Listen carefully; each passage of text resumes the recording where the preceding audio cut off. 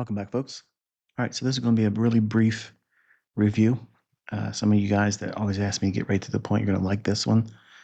For those that want to have a little bit more jawboning or the shotgun portion of this, I'll have to defer that. I don't know if I'll be able to do it today, but if I can't get it done today, I'll do it tomorrow, sometime tomorrow morning. I'll announce whatever that time would be on X. So, all right, so we're looking at April 4th, 2025. This is NASDAQ. All right, so you'll see what these levels are in a moment. But we have at 9:30 Eastern Time, here's first presented fair value gap. After a high runs short-term buy-side liquidity here. First presented fair value gap. When we're bearish, comes back up in, offers multiple opportunities to get short in here. The very first one is this right here. Moves lower, back into it here, and at the end of the opening range, which is 30 minutes, 9:30 to 10 o'clock Eastern Time.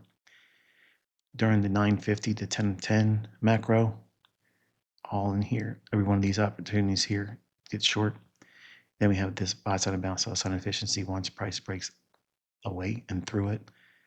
That's a inversion fair value gap and trades all the way down to my objective I gave you, which was 17,750 on NQ.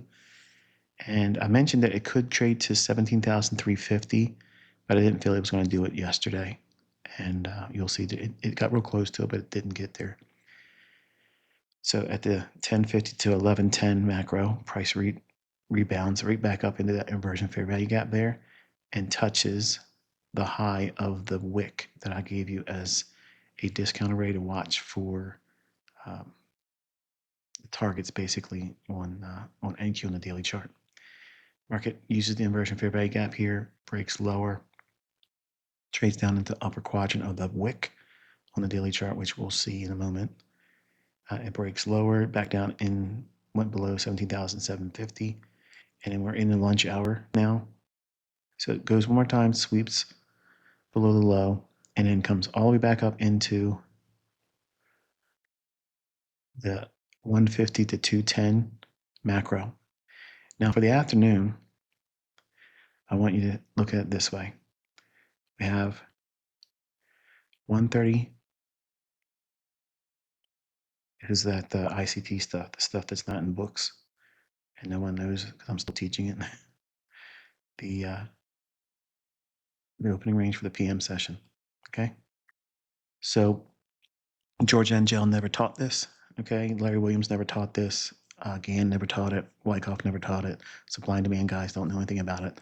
So again, I have to twist that knife and let everybody know that this is mine. And you'll have all the real details in the book. But for now, I'm just showing you little pieces. But the first presented fair value gap in this run here, the first presented fair value gap, if you go through all this, watch, ready? That is too small and insignificant.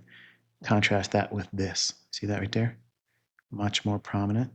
And there's a volume imbalance right there. So if you take that and you add it to this candlestick's high and you drag it up into the volume imbalance and project that forward, you'll have the afternoon set up here going into the 315 to 345 macro. Remember, there's that 30-minute interval between 15 minutes after 3 Eastern Time to 3:45. And I guess we'll be better if we put it on the chart. You'll see it right there. Drag it over to 345. There it is. And there's your candle at 345, turning it consequent encroachment of that inversion fair value gap, which is the first presented fair value gap of the PM session opening range, which is 1:30 to 2 p.m. Eastern Time. You are absolutely welcome, trading community, for that gift that just keeps on giving. Beautiful. Look at the body stopping inside of it. There. You're going to tell me there's no algorithm? You're going to tell me that's buying and selling pressure? I'm going to tell you you're full of grade A malarkey. And then back to consequent encroachment and sends it lower, trades down below 17,550. And the low comes in at uh, 17,387.5 right in there. It's beautiful. All right, so I'm going to take you up to the daily chart real quick. And that's these levels here on that wick. That's the upper quadrant, consequent encroachment, lower quadrant, and the low. All those levels here, you'll go back into the 1 minute chart I was just showing you, and all of that will make sense. This is the next draw on liquidity after we punch through this low. I personally think we're going to gap lower and be below this low on Sunday at 6 p.m. and then make a run below that low here. If it wants to go further, we have this low and this actual real liquidity void, which is a common gap. That's what a liquidity void is. A inefficiency like this, that's not a liquidity void. There's actual prints, book trades there, buying and selling. So that's actually not true when you call that a liquidity void. Just want to toss that in there also. And then here's that gap just extended forward. So we were looking for that here. Pay no mind to this line here. It's probably going to be random if it gets down there. But all of these levels here are all pertinent and just beautiful. After seeing the relative equal highs, I told you that we would run for those first. Remember, go back and watch all that analysis. We would run those first and then take the sell side down here and work towards going into all the levels we're looking at now. So it's been a beautiful first 3 months of the year.